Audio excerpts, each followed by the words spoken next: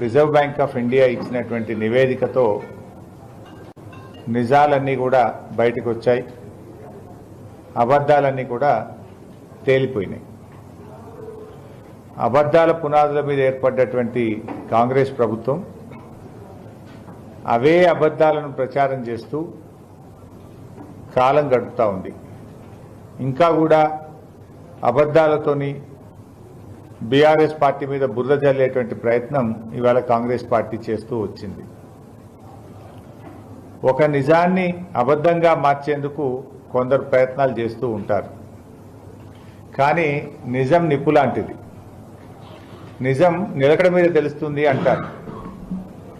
కొంత ఆలస్యంగానైనా నిజం బయటకు వస్తుంది, వాస్తవాలు ప్రజలకు అర్థమవుతాయి, నిజం అందరి కళ్ళు కూడా తెరిపిస్తుంది. నిన్నగాక మొన్న